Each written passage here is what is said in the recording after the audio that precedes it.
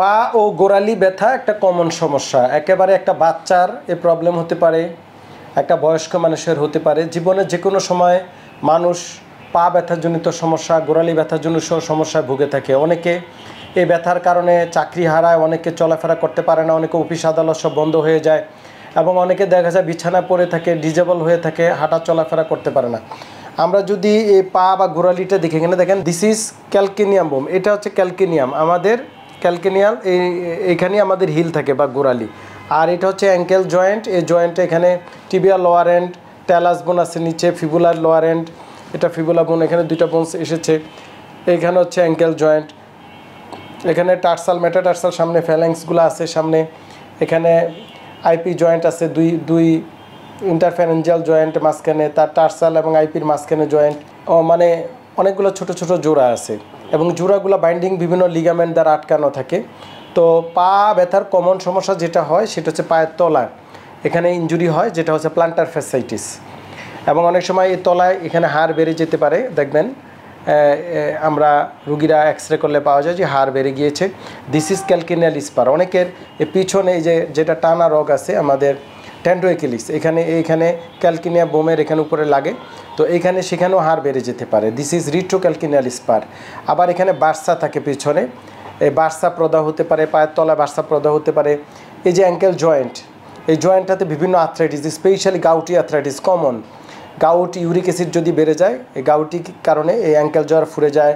এই গ্রেড 2 এর এই জোড়া এখানে এটা ফুলে যেতে পারে, অনেক ফুলে লাল হয়ে যায়, অনেকের পুরা পায়ের পাতা ফুলে যেতে পারে, গাউটি আর্থ্রাইটিস। তারপরে বিভিন্ন rheumatoid arthritis, ankylosing spondylitis, psoriatic arthritis, বিভিন্ন আর্থ্রাইটিস এর কারণে আপনার এই পায়ের পাতা বা গোড়ালিতে ব্যথা বেদনা হতে পারে।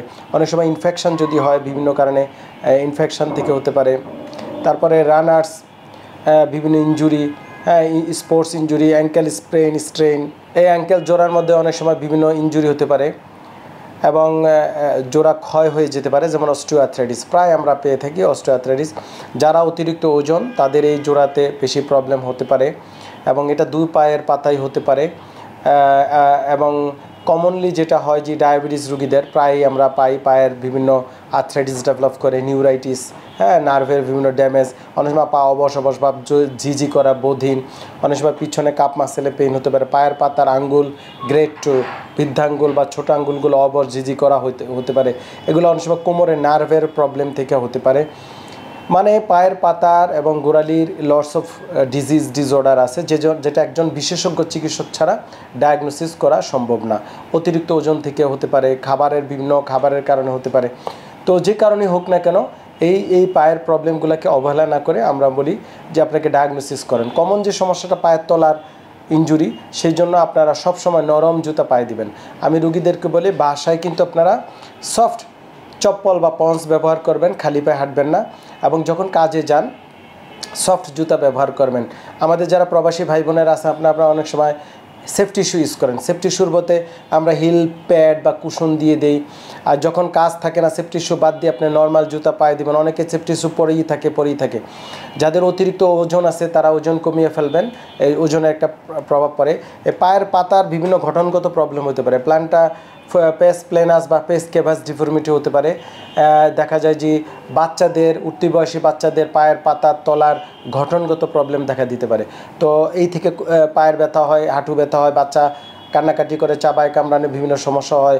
এবং প্রবাসীদের বলছিলাম কাজের ক্ষেত্রে ইনজুরি, সেফটি ইস্যু, বিভিন্ন কারণে এই সমস্যাগুলো হয়। তো এই কারণগুলো আসলে এক্স্যাক্ট বার করতে হবে। একজন স্পেশালিস্ট যারা এই বাত ব্যথা এবং রিহ্যাব ফিজিও স্পেশালিস্ট, তারা এটা আইডেন্টিফাই করতে পারে কেন পায়ের গোড়ালি বা তলায় ব্যথা হয়ে থাকে। এবং পাশাপাশি এটার বিভিন্ন চিকিৎসা আছে, কনজারভেটিভ, অপারেটিভ এবং অ্যাডভান্স বিভিন্ন রিহ্যাব ফিজিও চিকিৎসা আছে। তো সেটা রুগী অনুযায়ী করতে হয়। এক্ষেত্রে খাবারের নির্দেশনা আছে, যেমন ইউরিক অ্যাসিড সমৃদ্ধ খাবার, যেমন রেড মিট, লাল মাংস বা অন্যান্য ভাজা পোড়া, চর্বি জাতীয় খাবার, ডাল জাতীয় খাবার, এগুলো খাবার কমিয়ে ফেলতে হয়। পানি বেশি বেশি খেতে, ওজন কমিয়ে ফেলতে হয়। জুতার কথা তো আমি আগে বলেছি। এবং পাশাপাশি বিভিন্ন থেরাপি আছে। থেরাপিগুলো আসলে বিভিন্ন জায়গায় যে সেন্টারগুলো গড়ে তুলছে বাংলাদেশে, এগুলা বিভিন্নভাবে মানুষ জানে না, ওখানে কোনো ডাক্তার থাকে না। ওইখানে না গিয়ে আপনাকে প্রপার একজন বিশেষজ্ঞ সরাসরি যে এটার উপরে ডিগ্রি আছে এই জাতীয় চিকিৎসকের শরণাপন্ন আপনাকে চিকিৎসা নিতে হবে।